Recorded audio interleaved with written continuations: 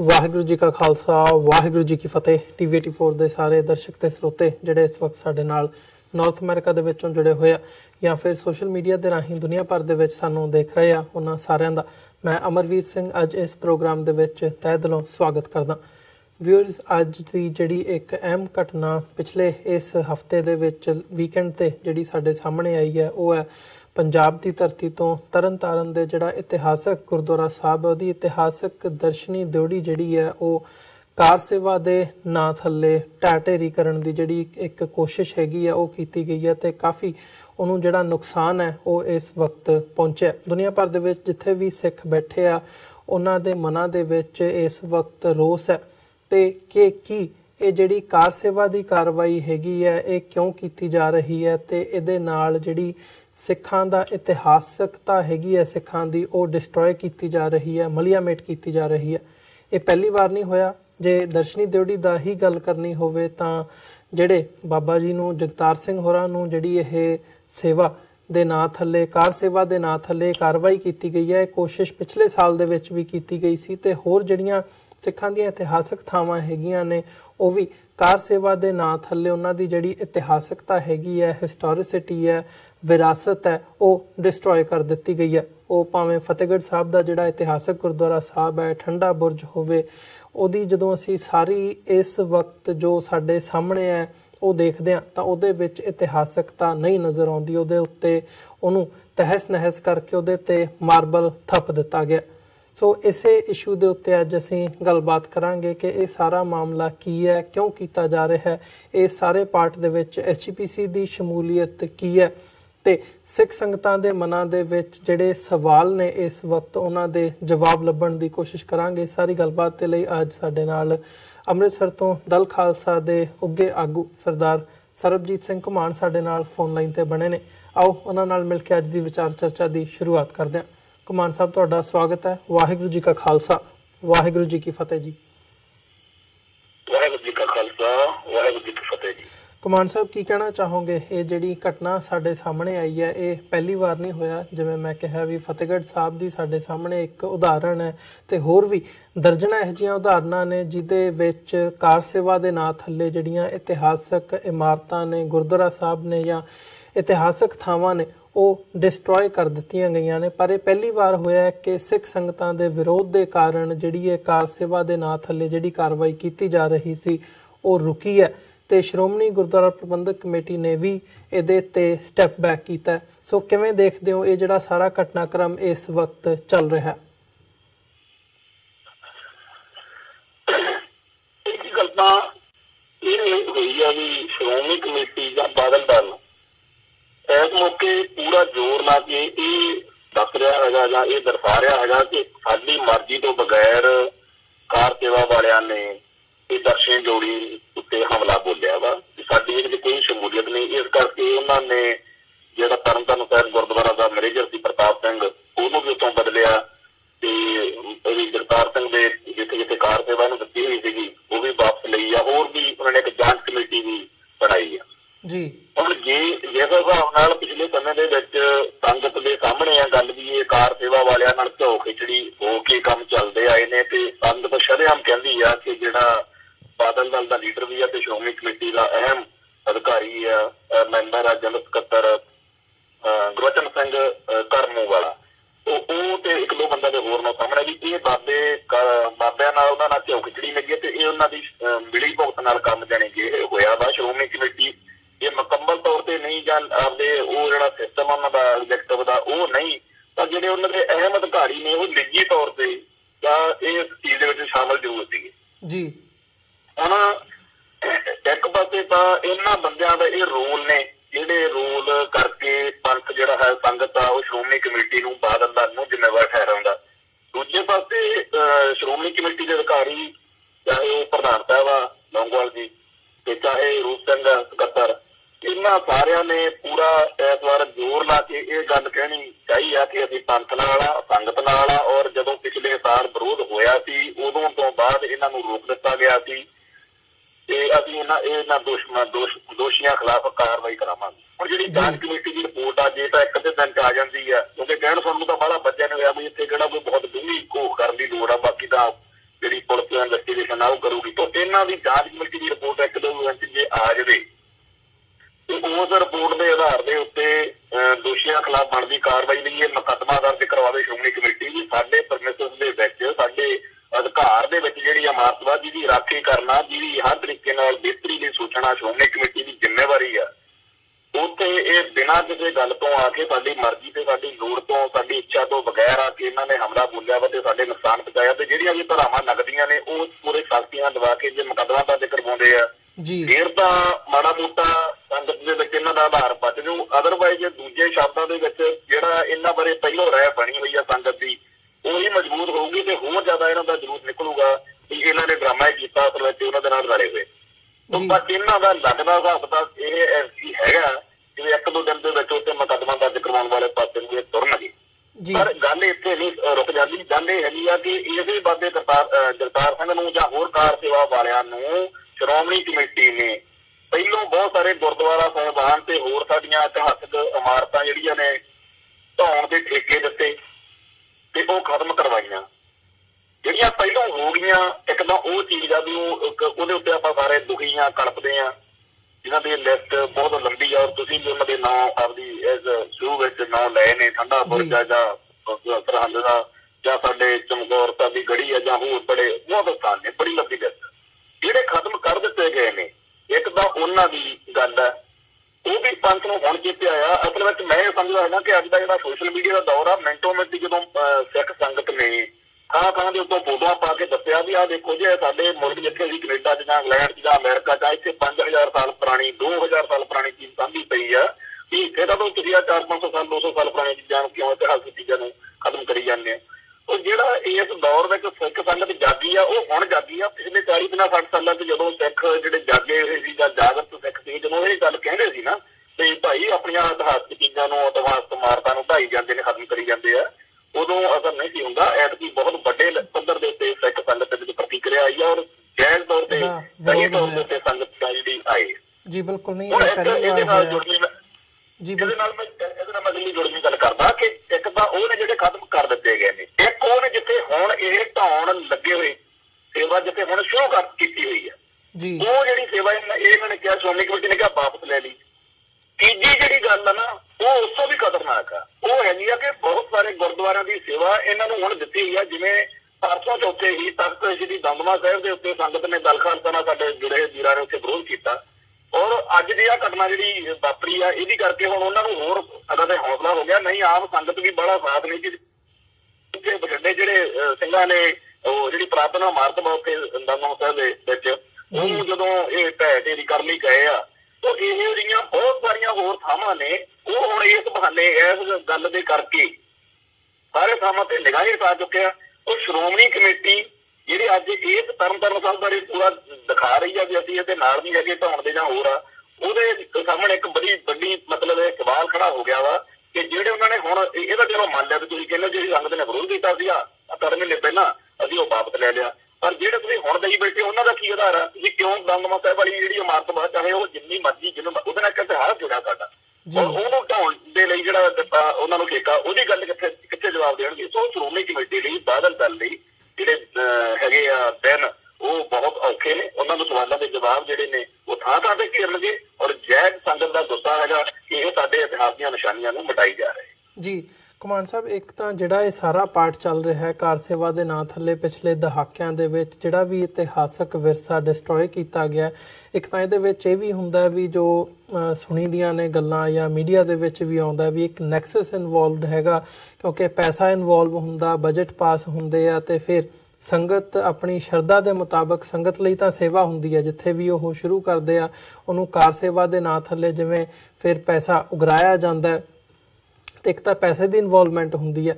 ਦੂਜਾ ਇਹ ਹੈਗਾ ਵੀ ਦੁਸ਼ਮਣ ਵੱਲੋਂ ਜਿਵੇਂ ਅਸੀਂ ਗੱਲ ਕਰਦੇ ਹਾਂ ਵੀ ਕੌਮ ਨੂੰ ਜੇ ਡਿਸਟਰੋਏ ਕਰਨਾ ਹੋਵੇ ਤਾਂ ਉਹਨੂੰ ਵਿਰਾਸਤ ਤੋਂ ਵਾਂਝੇ ਕਰ ਦਿਓ, ਇਤਿਹਾਸ ਤੋਂ ਆਪਣੇ ਤੋਂ ਤੋੜ ਦਿਓ, ਨਵਾਂ ਜਿਹੜਾ ਇਤਿਹਾਸ ਹੈਗਾ ਉਹ ਉਹਨਾਂ ਦੇ ਸਾਹਮਣੇ ਲਿਆ ਕੇ ਪੇਸ਼ ਕਰੋ। ਸੋ ਜਿਹੜੀ ਇਤਿਹਾਸ ਨਾਲੋਂ ਤੋੜਨ ਦੀ ਲਾਈਨ ਹੈਗੀ ਹੈ ਇਹਦੇ ਵਿੱਚ SGPC ਜਾਂ ਜਿਹੜੀ ਕਾਰ ਸੇਵਾ ਵਾਲੇ ਬਾਬੇ ਹੈਗੇ ਆ ਉਹਨਾਂ ਦੀ ਬੇਈਮਾਨੀ ਕਿੰਨੀ ਕੁ ਨਜ਼ਰ ਆਉਂਦੀ ਹੈ?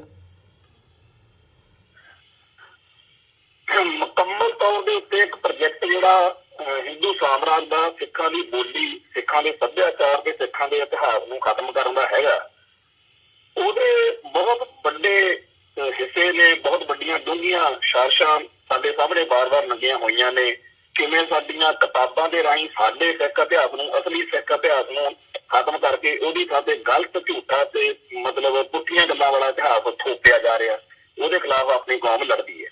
ਦੂਜਾ ਆਉਂਦਾ ਸਾਡੇ ਸੱਭਿਆਚਾਰ ਨੂੰ, ਜਿਹੜੀ ਸਾਡਾ ਰਹਿਣ ਸਹਿਣ ਸਾਰਾ ਕੁਛ ਆ, ਉਹਦਾ ਹਿੰਦੂਕਰਨ ਕਿਵੇਂ ਹੋ ਰਿਹਾ, ਉਹਦੇ ਉੱਤੇ ਵੀ ਸਿੱਖ ਜਿਹੜੇ ਨੇ ਆਪਦਾ ਰਿਐਕਸ਼ਨ ਦੇ ਰਹੇ ਆ, ਹਮਲੇ ਜਾਰੀ ਨੇ। ਹੁਣ ਤੀਜਾ ਜਿਹੜੀ ਚੀਜ਼ ਅੱਜ ਅਸੀਂ ਗੱਲ ਕਰ ਰਹੇ ਆ, ਇਹ ਗੱਲ ਵਿੱਚ ਕਿਸੇ ਆਮ ਸਧਾਰਨ ਸਿੱਖ ਨੂੰ ਵੀ ਮਤਲਬ ਅੱਜ ਕੱਲ੍ਹ ਸਮਝ ਆ ਗਈ। ਔਰ ਮੈਂ ਬੜਾ ਇਸ ਗੱਲ ਦੇ ਉੱਤੇ ਹੈਗਾ ਕਿ ਅਸੀਂ ਬੜੀ ਲੰਬੇ ਅਰਸੇ ਤੋਂ ਕਲਪ ਰਹੇ ਸੀ, ਸਾਡੀ ਕੋਈ ਗੱਲ ਸੁਣਦਾ ਨਹੀਂ।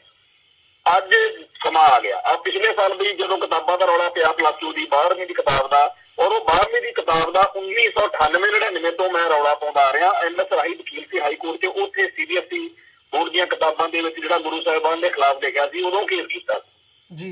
ਪਿਛਲੇ 20-25 ਸਾਲਾਂ 'ਚ ਕਦੇ ਸਾਡੀ ਉਹਦੀ ਗੱਲ ਨਹੀਂ ਸੀ ਇੰਨੀ ਬਣੀ ਜਿੰਨੀ ਪਿਛਲੇ ਸਾਲ ਸੰਗਤ ਨੂੰ ਸਮਝ ਲੱਗੀ ਕਿ ਕਿਵੇਂ ਸਿੱਖ ਇਤਿਹਾਸ ਨੂੰ ਕਿਤਾਬਾਂ 'ਚ, ਸਕੂਲਾਂ ਦੀਆਂ ਗਲਤ ਲਿਖਿਆ ਜਾਂਦਾ। ਦੂਜੀਆਂ ਕਿਤਾਬਾਂ ਨੇ ਜਿਵੇਂ ਕਈ ਨਾਵਲ ਪਿੱਛੇ ਜੇ ਮਹਾਰਾਜਾ ਰਣਜੀਤ ਸਿੰਘ ਬਾਰੇ ਆਇਆ ਜਾਂ ਗੁਰੂ ਸਾਹਿਬਾਨ ਬਾਰੇ ਗਲਤ ਕਿਤਾਬਾਂ ਆ ਰਹੀਆਂ ਨੇ, ਜਿਹੜੀਆਂ ਆਮ ਜਨਰਲ ਸਾਹਿਤ ਹੁੰਦਾ, ਉਹਦਾ ਤਾਂ ਚਲੋ ਪਤਾ ਹੀ ਆ ਵੀ ਜਿਹੜੇ ਐਂਟੀ ਸਿੱਖ ਲੋਕ ਨੇ ਉਹ ਲਿਖਦੇ ਰਹਿੰਦੇ ਨੇ।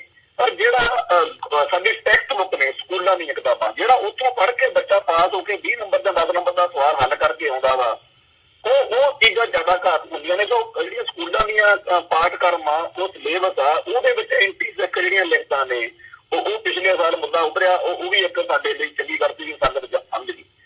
ਇਵੇਂ ਸਿੱਖ ਸੱਭਿਆਚਾਰ ਬਾਰੇ ਹੁਣ ਪਿਛਲੇ 7-8 ਸਾਲਾਂ ਤੋਂ ਬਹੁਤ ਸਾਰੇ ਸਿੱਖ ਨੌਜਵਾਨ ਖਾਸ ਤੌਰ ਤੇ ਪ੍ਰਗਟ ਹੋਏ ਨੇ ਕਿ ਕਿਵੇਂ ਸਿੱਖਾਂ ਨੂੰ ਜਾਂ ਪੰਜਾਬ ਦੀ ਧਰਤੀ ਨੂੰ ਅਯਾਸ਼ਾਂ, ਪਤਤਾਂ ਤੇ ਨਸ਼ੇੜੀਆਂ ਦੀ ਜਿਹੜੀਆਂ ਸਿੱਖ ਸੱਭਿਆਚਾਰ ਦੀਆਂ ਨੈਤਿਕ ਕਦਰਾਂ ਕੀਮਤਾਂ ਨੇ, ਉਹਨਾਂ ਦੀ ਥਾਂ ਤੇ ਨਵੀਆਂ ਗਲਤ ਚੀਜ਼ਾਂ, ਪੁੱਠੀਆਂ ਚੀਜ਼ਾਂ ਸਾਬਤ ਕੀਤੀਆਂ ਜਾ ਰਹੀਆਂ ਨੇ। ਸਿੱਖ ਸੱਭਿਆਚਾਰ ਤੇ ਪੰਜਾਬੀ ਬੋਲੀ ਦੇ ਮਾਮਲੇ 'ਚ ਤਾਂ ਹੋ ਗਏ ਸੀ। ਹੁਣ ਜਿਹੜੀਆਂ ਇਮਾਰਤਾਂ ਵਾਲੀ ਗੱਲ ਸੀ ਕਿ ਕਿਵੇਂ ਸਿੱਖਾਂ ਦੇ ਇਤਿਹਾਸਕ ਇਮਾਰਤਾਂ ਨੂੰ ਡਿਸਟਰੋਏ ਕੀਤਾ ਜਾ ਰਿਹਾ, ਉਹ ਚੀਜ਼ ਇਸ ਵਾਰ ਨੰਗੀ ਹੋਈ ਆ। ਔਰ ਇਹ ਮੁਕੰਮਲ ਤੌਰ ਦੇ ਉੱਤੇ ਹਿੰਦੂ ਸਾਮਰਾਜ ਦੀ, ਦਿੱਲੀ ਦੀ, ਨਾਗਪੁਰ ਦੀ ਇੱਕ ਬਹੁਤ ਵੱਡੀ ਖੇਡ ਆ। ਔਰ ਇਸ ਸਾਜ਼ਿਸ਼ ਦੇ ਵਿੱਚ ਇਹ ਜਿਹੜੇ ਬੰਦੇ ਨੇ, ਇਹ ਇੰਨੀ ਖੂਬਸੂਰਤੀ ਦੇ ਨਾਲ ਇੰਨਾ ਮਤਲਬ ਹੁਣ ਕਿਤੇ ਨੂੰ ਲੱਗ ਸਕਦਾ ਵੀ ਸ਼੍ਰੋਮਣੀ ਕਮੇਟੀ ਵਰਗੀ ਸਿੱਖਾਂ ਦੀ ਸੰਸਥਾ ਜਿਹਦਾ ਕੰਮ ਹੀ ਇਹ ਆ ਵੀ ਸਿੱਖਾਂ ਦੇ ਇਤਿਹਾਸ ਨੂੰ, ਸਿੱਖਾਂ ਦੀ ਸਿੱਖ ਵਿਚਾਰਧਾਰਾ ਨੂੰ, ਸਿੱਖ ਫਲਸਫੇ ਨੂੰ ਦੁਨੀਆ 'ਚ ਪ੍ਰਫੁੱਲਤ ਕਰਨਾ, ਸਿੱਖ ਜਿਹੜਾ ਹੈਗਾ ਇਤਿਹਾਸ ਨੂੰ ਜਦੋਂ ਆਪਾਂ ਸੰਭਾਲਣ ਦੀ ਗੱਲ ਕਰਦੇ ਆ, ਤਾਂ ਉਹ ਜਿਹੜੀਆਂ ਚੀਜ਼ਾਂ ਜਦੋਂ ਇਤਿਹਾਸ ਵਿੱਚ ਜਦੋਂ ਕੋਈ ਪ੍ਰਚਾਰਕ ਜਾਂ ਕੋਈ ਰਾਜੀ ਢਾਡੀ ਤੋਂ ਕੋਈ ਬੱਚਾ ਸੁਣੇ ਵੀ ਏਦਾਂ ਹੋਈ ਸੀ ਚਮਕੌਰ ਦੀ ਗੜੀ ਦੀ ਗੱਲ ਜਾਂ ਕਿਸੇ ਹੋਰ ਠੰਡੇ ਬੁਰਜ ਦੀ ਗੱਲ, ਤੇ ਉਹ ਬੱਚਾ ਜਿਹੜਾ ਹੈਗਾ ਆਪਦੇ ਮਾਂ-ਬਾਪ ਨੂੰ ਕਹਿ ਸਕਦਾ ਹੈਗਾ ਕਿ ਮੈਨੂੰ ਦਿਖਾਓ ਤਾਂ ਵੀ ਕਿੱਥੇ ਆ। ਤੇ ਅੱਜ ਸ਼੍ਰੋਮਣੀ ਕਮੇਟੀ ਨੇ ਉਸ ਇਤਿਹਾਸਕ ਗਰੰਟੀ ਨੂੰ, ਕਿ ਉਹ ਗਰੰਟੀਆਂ ਹੁੰਦੀਆਂ ਨੇ ਇਤਿਹਾਸ ਦੀਆਂ, ਜਿਹੜੇ ਸਬੂਤ ਹੁੰਦੇ ਨੇ, ਉਹ ਨਿਸ਼ਾਨੀਆਂ ਹੁੰਦੀਆਂ ਨੇ, ਉਸ ਚੀਜ਼ ਦੀ ਇੱਕ ਆਪਣੇ ਆਪ 'ਚ ਗਵਾਹੀ ਹੁੰਦੀ ਆ ਵੀ ਆਹ ਦੇਖੋ ਜੀ ਇੱਥੇ ਹੋਈ ਸੀ ਆਹ ਗੱਲ। ਪਰ ਜਦੋਂ ਆਪਾਂ ਪੁਰਾਣੀਆਂ ਗੱਲਾਂ ਦੇਖਦੇ ਹਾਂ ਵੀ ਹਿੰਦੂਆਂ ਦੇ ਇੱਥੇ ਭਾਰਤ ਵਿੱਚ 5-5, 2-2000 ਸਾਲ ਪੁਰਾਣੇ ਮੰਦਿਰ ਖੜੇ ਆ, ਲਈ ਵਿਆਹ ਘਟਨਾ ਵਾਪਰੀ ਸੀ, ਉਹ ਦੱਸਦੇ ਆ, ਜੋ ਵੀ ਉਹਨਾਂ ਦਾ ਹੈਗਾ ਉਹਦੇ ਨਾਲ ਜੋੜ ਕੇ ਉਹਨੂੰ ਆਪਦੀ ਗੱਲ ਨੂੰ ਸਪਸ਼ਟ ਕਰ ਲੈਂਦੇ ਜੀ। ਪਰ ਸਾਡੇ ਕੋਲੋਂ ਸਾਰੀਆਂ ਨਿਸ਼ਾਨੀਆਂ ਜਿਹੜੀਆਂ ਖੋਹਣ ਦੀ ਗੱਲ ਆ, ਮਿਟਾਉਣ ਦੀ ਗੱਲ ਆ, ਉਹ ਸਾਡੇ ਪੱਲੇ ਪਾਤੀ। ਤੇ ਹਰ ਚੀਜ਼ ਦਾ ਨਵੀਨੀਕਰਨ ਦੇ ਨਾਂ ਹੇਠ ਕਹਿੰਦੇ ਆ ਜੀ ਪੁਰਾਣੀ ਇਮਾਰਤ ਅਸੀਂ ਢਾਹ ਰਹੇ ਹਾਂ ਤੇ ਨਵੀਂ ਬਣਾ ਰਹੇ ਹਾਂ। ਇਹ ਗੱਲ ਜਿਹੜੀ ਤੁਸੀਂ ਕਹੀ ਆ, ਜਿਹੜੀ ਚੈਕੋਸਲੋਵਾਕੀਆ ਦੇ ਮਲਾਨ ਕੁੰਦਰਾ ਨਾਂ ਦੇ ਥਿੰਕਰ ਦੀ ਜਿਹੜੀ ਗੱਲ ਆ ਕਿ ਪੁਰਾਣਾ ਇਤਿਹਾਸ ਬਤਾ ਦਿਓ, ਉਹਦੀ ਥਾਂ ਤੇ ਨਵਾਂ ਸਾਬਤ ਕਰ ਦਿਓ, ਇਹ ਨਵਾਂ ਲਿਆ ਰਹੇ। ਨਵਾਂ ਕਿੱਥੋਂ? ਰਾਜਸਥਾਨ ਦੇ ਵਿੱਚੋਂ ਪੱਥਰ ਮਹਿੰਗਾ ਚੱਕ ਕੇ ਸਾਡੀ ਸੰਗਤ ਦੇ ਪੈਸੇ ਦੇ ਨਾਲ, ਸਾਡੇ ਸੰਗਤ ਦੇ ਉਹ ਸਰਮਾਏ ਨੇ, ਜਿਸ ਸਰਮਾਏ ਨੇ ਕਿਸੇ ਚੰਗੇ ਪੋਜ਼ਿਟਿਵ ਕੰਮ ਤੇ ਲੱਗਣਾ ਸੀ, ਡੀਰੇਲ ਕਰਕੇ ਉਹ ਸਰਮਾਇਆ ਸਾਡੇ ਗਲਤ ਥਾਂ ਤੇ ਲਾਇਆ ਜਾ ਰਿਹਾ। ਸਾਨੂੰ ਕੋਈ ਇਹੋ ਜਿਹੀਆਂ ਮਹਿੰਗੀਆਂ ਆਲੀਸ਼ਾਨ ਇਹੋ ਜਿਹੀਆਂ ਨਵੀਆਂ ਇਮਾਰਤਾਂ ਦੀ ਲੋੜ ਨਹੀਂ, ਸਾਨੂੰ ਉਹ ਕੱਚੀਆਂ ਪੱਲੀਆਂ ਜਿਹੜੀਆਂ ਇਮਾਰਤਾਂ ਨੇ ਉਹ ਸੰਭਾਲਣ ਦੀ ਲੋੜ ਆ। ਜੇਕਰ ਕੋਈ ਨਵੀਂ ਇਮਾਰਤ ਬਣਾਉਣੀ ਆ, ਵੱਖਰੀ ਨਵੇਂ ਥਾਂ ਦੇ ਉੱਤੇ ਬਣਾਓ, ਉੱਥੇ ਲੰਗਰਾਂ ਨਵਾਂ ਸਿਰਜ ਲਓ, ਉੱਥੇ ਕੋਈ ਉਹ ਜਿਹੜੀ ਚੀਜ਼ ਆ ਉਹ ਸਿਰਜ ਲਓ। ਪਰ ਜਿਹੜਾ ਇਹ ਹੈਗਾ ਵੀ ਪੁਰਾਤਨ ਇਮਾਰਤ ਢਾਉਣੀ ਹੀ ਢਾਉਣੀ ਆ, ਇਹ ਬਹੁਤ ਵੱਡੀ ਖੇਡ ਆ। ਔਰ ਜੇਕਰ ਅੱਜ ਤੋਂ 100 ਸਾਲ ਬਾਅਦ ਆਪਾਂ ਦੇਖਾਂਗੇ ਨਾ, ਜੇ ਅਸੀਂ ਚੱਲਦਾ ਰਿਹਾ ਜਾਂ ਜਿਵੇਂ ਅੱਜ ਰੋਕ ਪੈ ਗਈ ਆ, ਜੇ ਆਪਾਂ ਰੋਕ ਨੂੰ ਉਹ ਬਾਕੀ ਨੂੰ ਬਚਾ ਲਈਏ ਤਾਂ ਸਾਡੇ ਪੱਲੇ ਕੁਝ ਹੋਊਗਾ।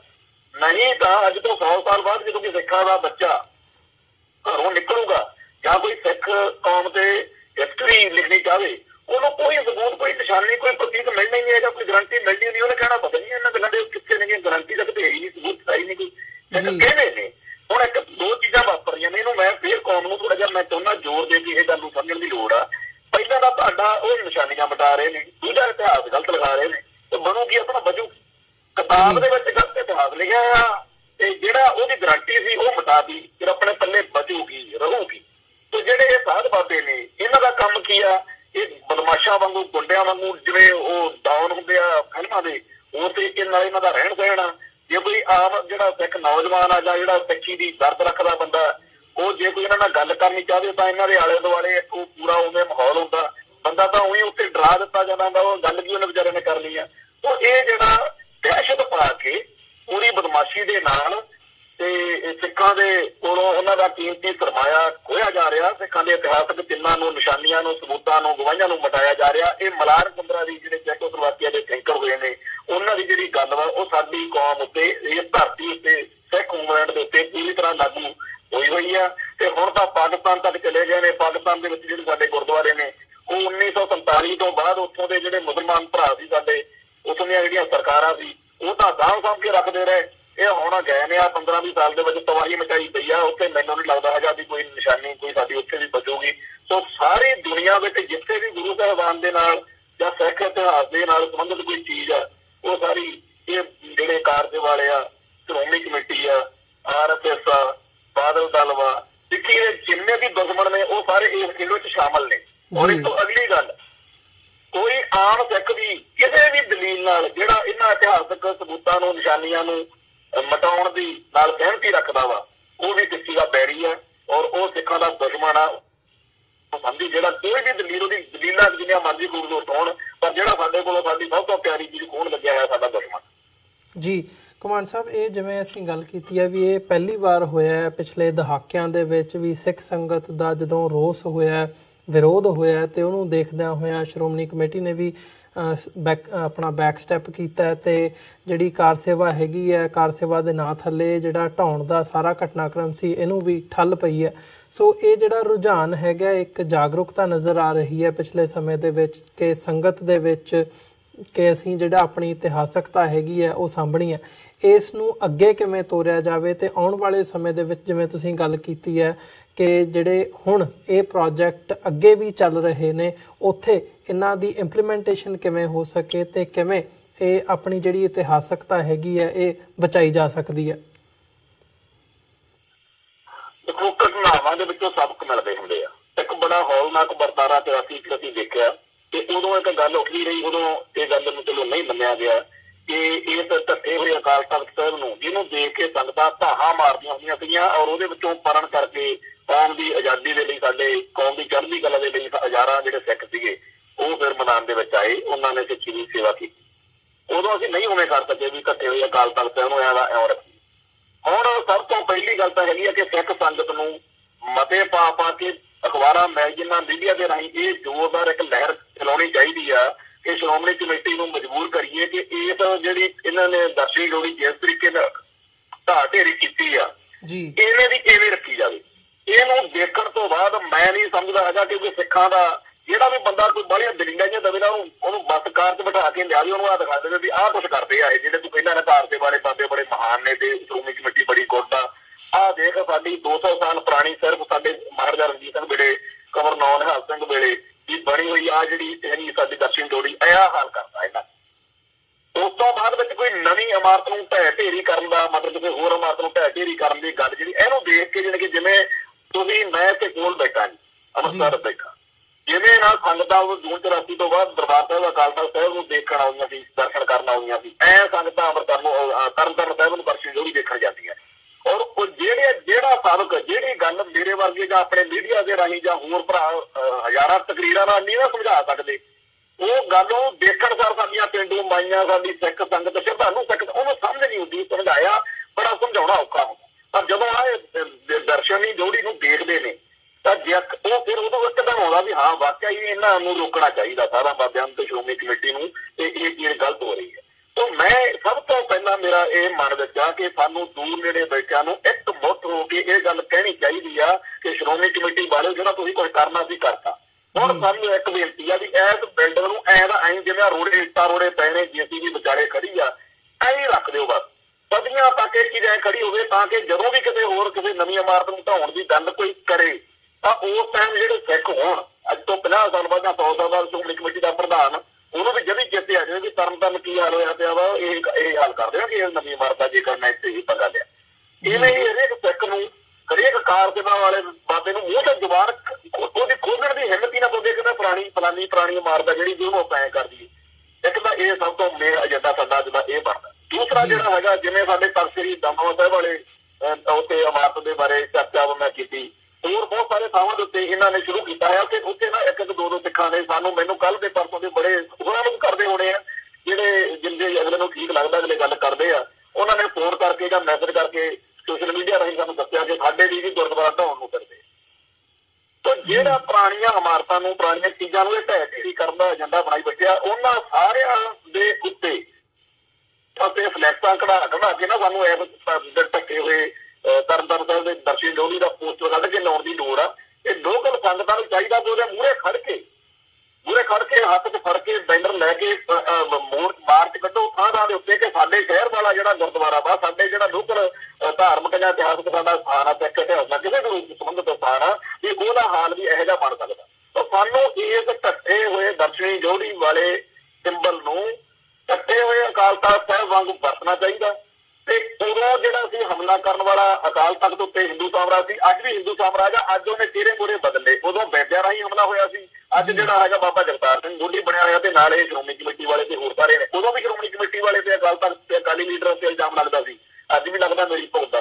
ਤਾਂ ਚਲੋ ਇਹਨਾਂ ਨੇ ਤਾਂ ਇਹ ਗੱਲ ਕਰਨੀ, ਪਰ ਮੈਂ ਫਿਰ ਇਹ ਕਹਿਣਾ ਕਿ ਦੁਨੀਆ ਭਰ ਦੇ ਸਿੱਖਾਂ ਨੂੰ ਆਪੋ ਆਪਦੇ ਜ਼ਿੰਮੇਵਾਰ ਹੋਣ ਦੀ ਲੋੜ ਆ ਕਿ ਜਿਹੜਾ ਉਹਨਾਂ ਦੇ ਨੇੜੇ ਲੋਕਲ ਗੁਰਦੁਆਰਾ ਸਾਹਿਬਾਨ ਜਾਂ ਕੋਈ ਇਤਿਹਾਸਕ ਇਮਾਰਤਾਂ ਉਹਨੂੰ ਬਚਾਉਣ ਦੇ ਲਈ ਜਿੰਨਾ ਮੋਮੈਂਟਮ ਕੌਮ ਦਾ ਅੱਜ ਬਣਿਆ ਹੋਇਆ, ਅੱਜ ਇਹਨੂੰ ਵਰਤਣਾ ਚਾਹੀਦਾ। ਅੱਜ ਮਜਬੂਰ ਕਰਕੇ ਸ਼੍ਰੋਮਣੀ ਕਮੇਟੀ ਨੂੰ ਘੱਟੋ ਘੱਟ ਇਸ ਗੱਲ ਤੇ ਲਿਆਈਏ ਕਿ ਉਹ ਮਤਾ ਪਾਵੇ ਕਿ ਅੱਜ ਤੋਂ ਬਾਅਦ ਕਿਸੇ ਵੀ ਪੁਰਾਤਨ ਇਮਾਰਤ ਨੂੰ, ਕਿੰਨੀ ਵੀ ਉਹ ਜਰਜਰ ਹੋ ਚੁੱਕੀ ਹੋਵੇ, ਉਹਨੂੰ ਬਚਾਉਣ ਦੇ ਲਈ ਉਵੇਂ ਦਾ ਉਵੇਂ ਰੱਖਣ ਦੇ ਲਈ ਤਾਂ ਖਰਚਾ ਕੀਤਾ ਜਾ ਸਕਦਾ ਜੀ। ਅੱਜ ਦੁਨੀਆ ਨੇ, ਸਾਇੰਸ ਨੇ ਤਰੱਕੀ ਕਰ ਲਈ ਆ, ਹਜ਼ਾਰਾਂ ਸਦੀਆਂ ਪੁਰਾਣੀਆਂ ਚੀਜ਼ਾਂ ਜੇ ਦੁਨੀਆ ਭਰ ਦੀਆਂ ਦੂਜੀਆਂ ਕਮਿਊਨਿਟੀਆਂ, ਦੂਜੇ ਭਾਈਚਾਰੇ ਸਭ ਹੀ ਬੈਠੇ ਆ, ਸਾਨੂੰ ਕੀ ਹੋਇਆ?